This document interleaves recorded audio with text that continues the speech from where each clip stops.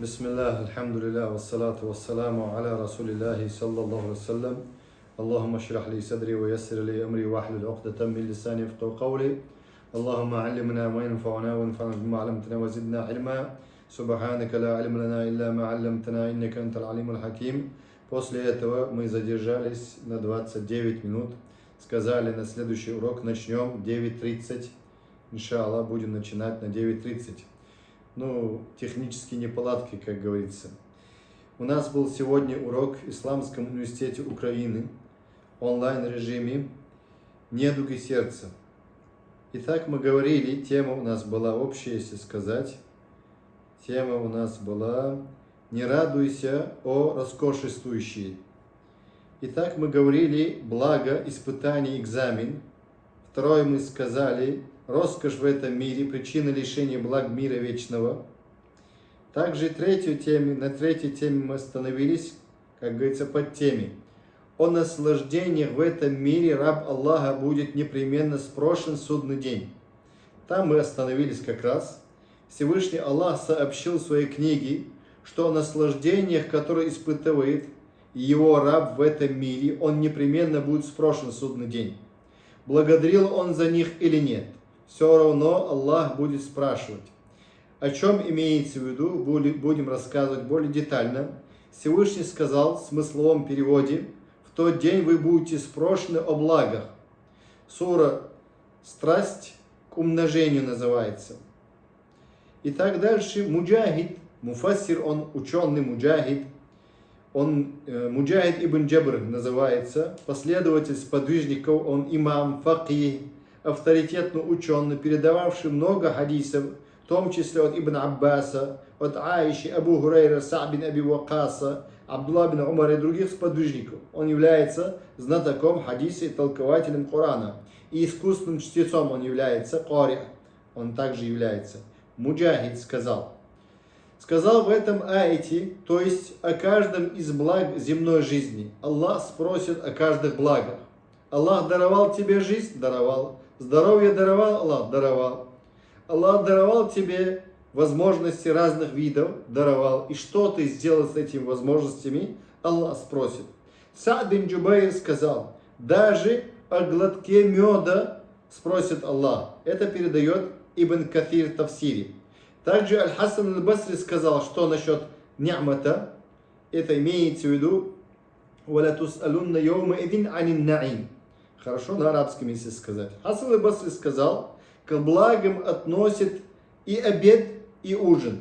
Если у тебя есть обед, если у тебя есть ужин покушать, значит Аллах Субхану ва Тааля спросит у тебя этого. Абу Киляба сказал, к благам относится употребление в пищу меда и масла с белым хлебом. Ибн Касир Тавсир приводит это. Аль-Хасан и также Аль-Катада говорили, о трех вещах потомок Адама спрошен не будет.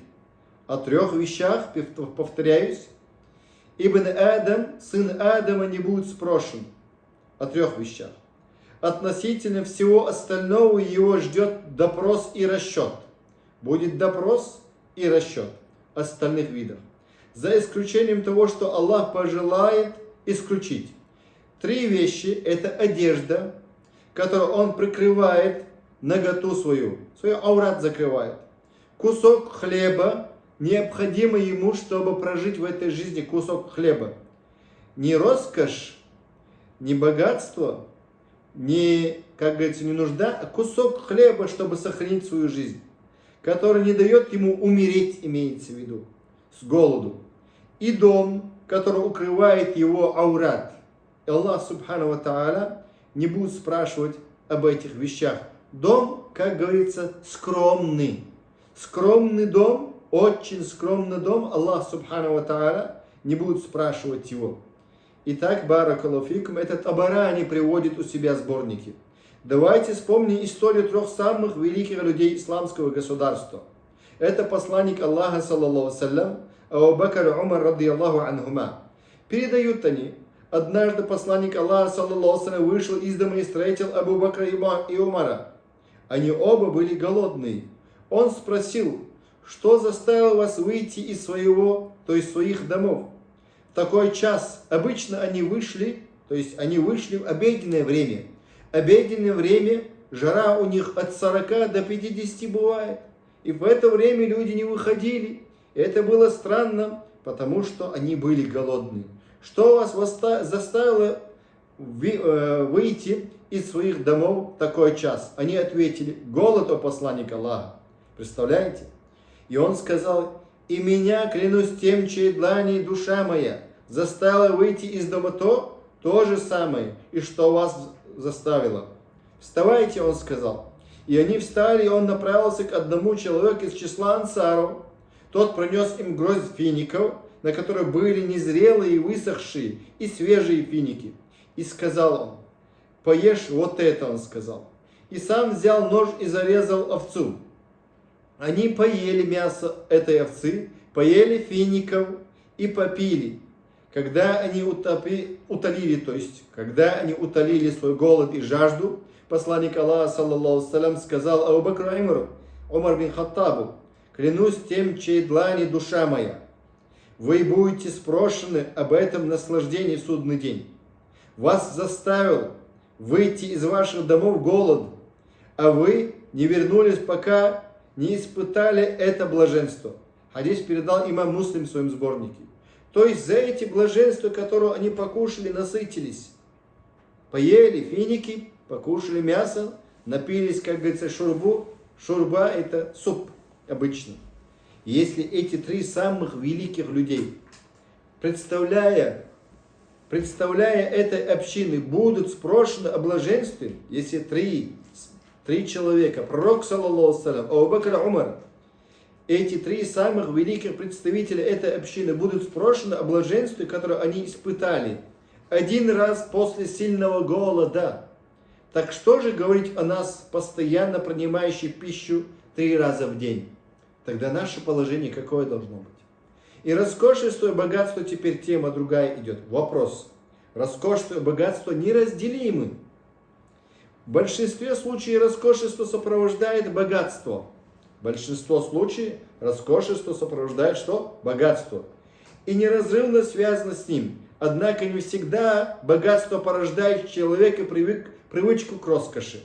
Не всегда богатство бывает привычка к роскоши. Сколько богатых людей жили жизнью скупцов. То есть скупцов это имеется в виду жадничали. А их семьи в нужде и бедности. Они не давали своим семьям достаток, скажем, да, необходимый достаток.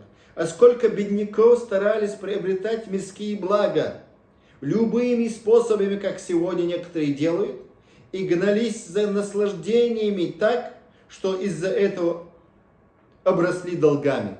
Некоторые, как говорится, оброслись долгами, берут долг деньги, покупают себе, скажем, да, из еще харамным путем берут долг деньги с банка, под харамный кредит они берут под проценты харамные, покупают, быть может, дом, и еще покупают роскошную машину, дом купили, он еще не понимает, что необходимое только должно быть у человека, баракаллаху фикум, когда он заходит в долг, и еще заходит долг, он еще под харамные проценты зашел, а это одна монета приравнивается 36 прелюбодеяний.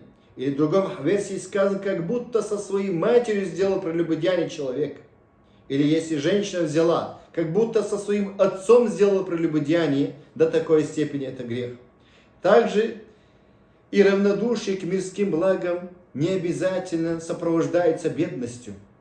Сколько богатых людей жили жизнью аскетов, несмотря на обилие благ и наслаждений, которые даровал им Всевышний.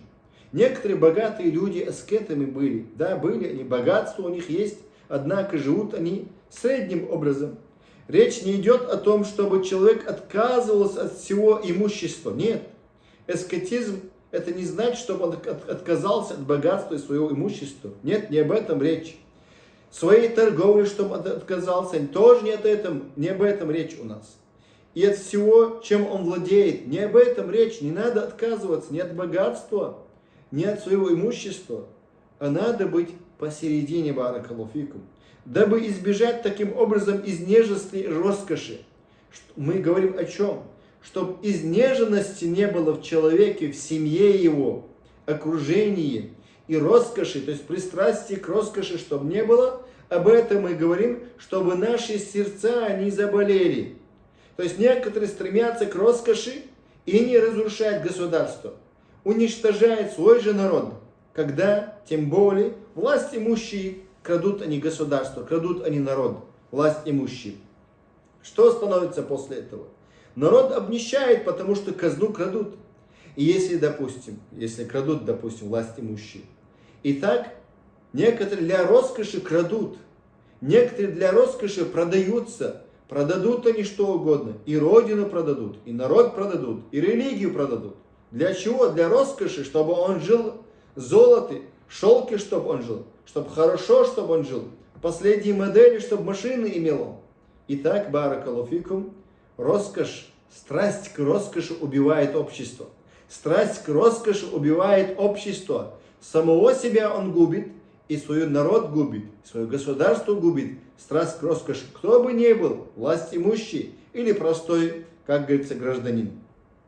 И так дальше. Вполне возможно сохранить свое имущество и при этом избежать роскошества. И человек может вести торговлю и расходовать на себя и свою семью в пределах разумного должно быть.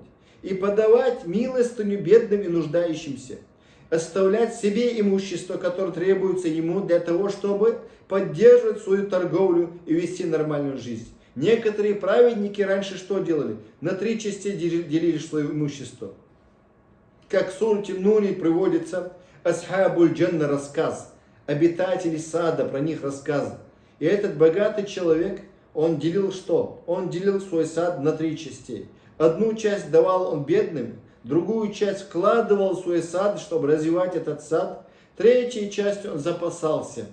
То есть одну часть из 3 он отдавал бедным, нуждающимся, как говорится, на пути Аллаха. И тут мы видим, оставить себе имущество не запрещено, которое требуется ему для того, чтобы поддерживать свою торговлю и вести нормальную жизнь. Если ты богатый, пожалуйста, если ты можешь, если ты щедр, раздели на 3 части свое имущество. Пророк, саллаллаху, узнал о том, что кто-то из его сподвижников перешел границу умеренности. Некоторые переходят границу умеренности в эскатизме или поклонении. Гневался пророк, саллаллаху, на это. Пророк, саллаллаху, гневался, когда люди чрезмерствовали поклонение. Или эскатизме человек чрезмерствовал. Иншаллах, после урока вопросы. Однажды он узнал о том, что один из его сподвижников сказал: что касается меня, то я буду молиться всю ночь напролет. То есть, а когда он будет спать? Встань, сделай 2 раката. Или 4 раката сделай тахаджуда. Но пролет это неправильно. Максимально 3-я ночь. А второй что сказал теперь? Я буду поститься и никогда не оставлю пост. То есть каждый день он будет поститься. Я буду постоянно поститься, никогда не оставлю пост. Это тоже неправильно. А 3-й сказал: я буду сторониться женщин, никогда не женюсь. Это тоже неправильно, чрезмерство. Посланник Аллаха, саллаллаху алейхи сказал о умеренности. О умеренности, золотой середине, сказал посланник, саллаллаху алейхи, скажите: клянусь Аллахом, я больше вас страшусь Аллаха и больше вас боюсь Его. Однако иногда, он сказал, я пощусь, а иногда оставляя пост, и я молюсь по ночам и сплю, и заключаю я браки, он сказал посланник, саллаллаху алейхи, с женщинами. Итак, а кто отказывается следовать моей сунне, тот не имеет ко мне отношения. Хадис передал имам Бухари, Муслим, в своих сборниках. То есть отказ от женитьбы, отказ от еды дневного постоянно. Это неправильно, постоянно поститься. Через день это день Дауда, то есть через день поститься это пост Дауда. Молись 3-ю ночь. Это достаточно. И некоторые люди считают благочестием, отворачиваются от жен, детей, но это не относится к тому, что любит Аллах, его посланник. Не надо отказываться от жен и детей. И так не поступали пророки, не поступали. Это чрезмерство. Истинный аскетизм, равнодушие к мирским благам. Это истинный аскетизм. Это когда сердце человека не привязывается к мирской суете. Вот некоторые люди к мирской суете привязаны до такой степени, что новый телефон выходит сразу за этим новым телефоном. Ну для чего? Как будто он использует все программы. Как будто этот телефон для работы, дела ему нужно. Но зачем? Новая машина вышла, сразу за этой новой машиной. Если у тебя есть лишние деньги, позвони, мы тебе скажем, куда надо послать, кому нужно помочь. Рядом нету, что ли, бедных, нуждающихся людей. Итак, дальше. Это когда сердце человека не привязывается к мирской суете, это аскетизм, к имуществу, к высокому положению и постам, к внешнему виду и главенству. Это и есть аскетизм.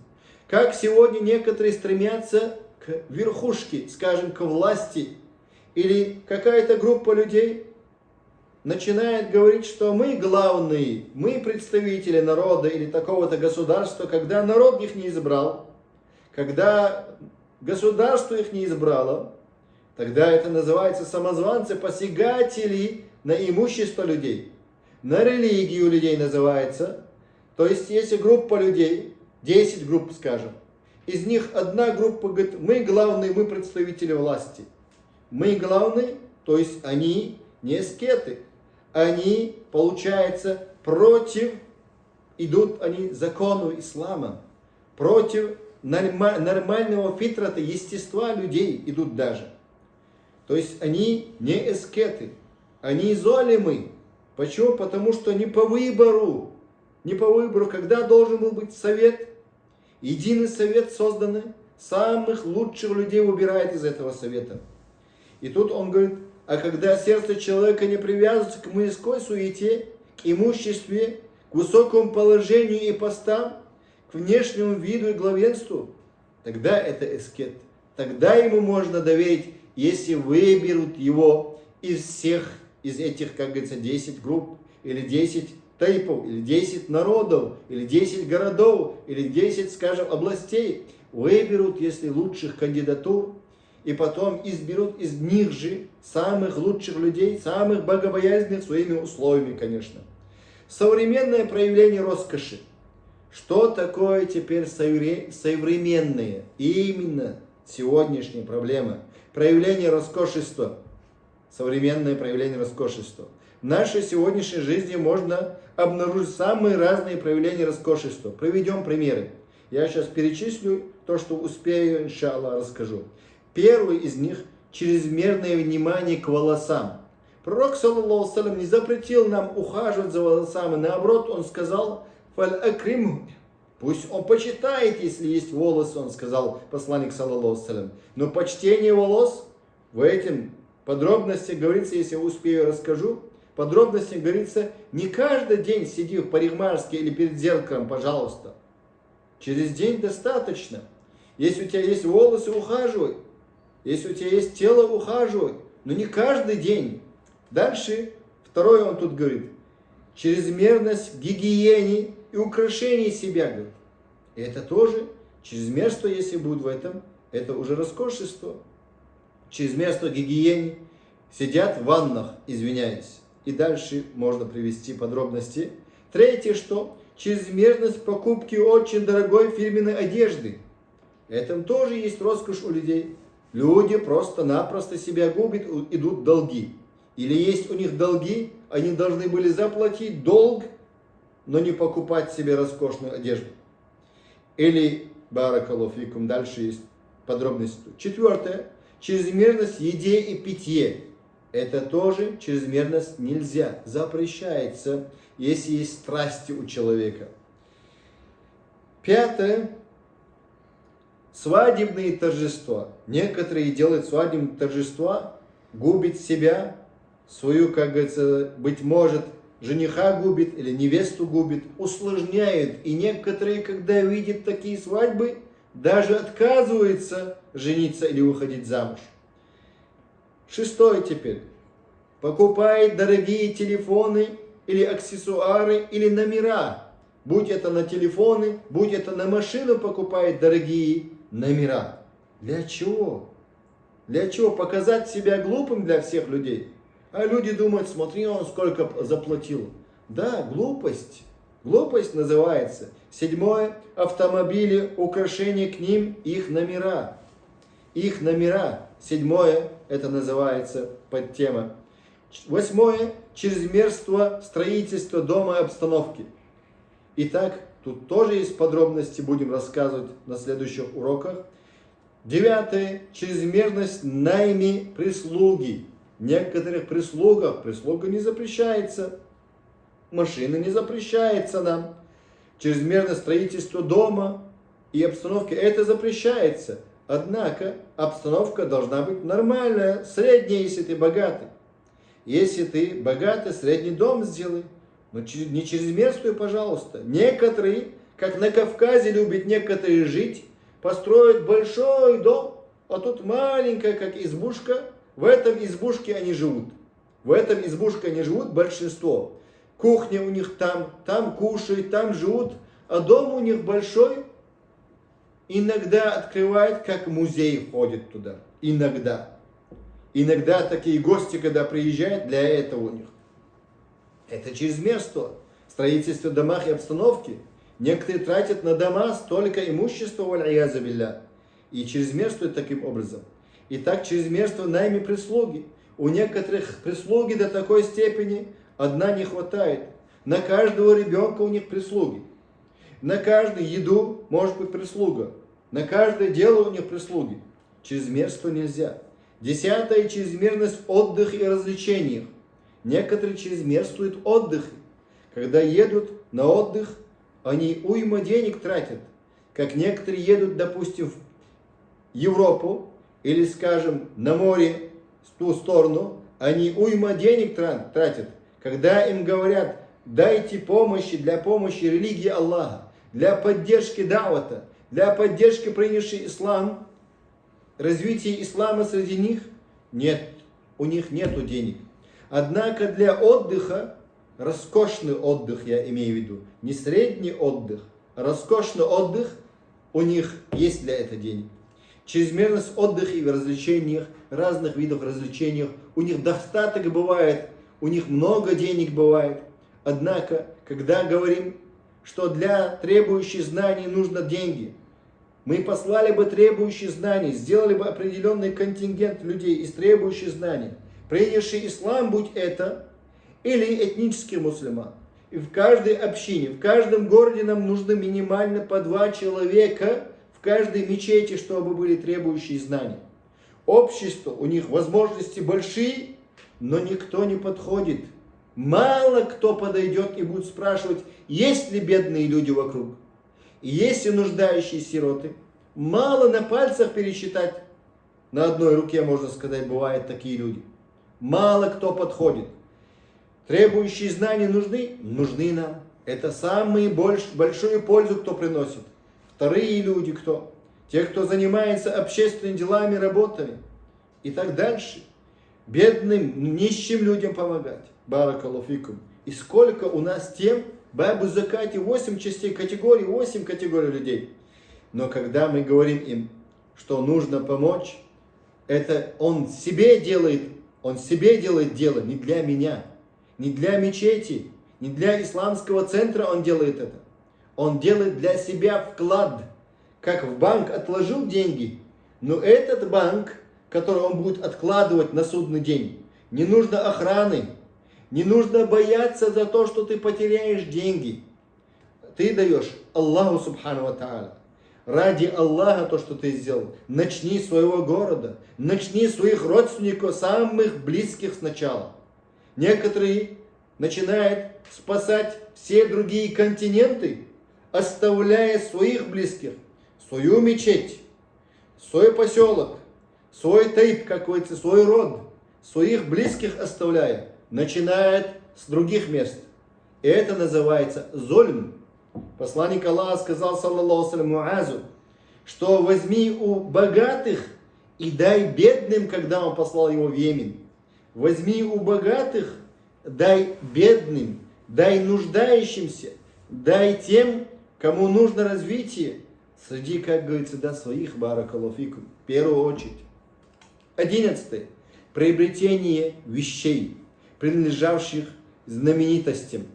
И так некоторые люди так себя ведут, очень глупо покупая эти вещи, знаменитости, как, допустим, тут приводит платок Умму Кульсум называется, такая певица была египтянка, был продан за $5 миллионов. Иншаллах, об этих вещах будем рассказывать подробно на следующем уроке. Субханакаллахумма бихамдик, нашхаду ла иляха илля ант, настафирук. Если есть вопрос, спрашивайте.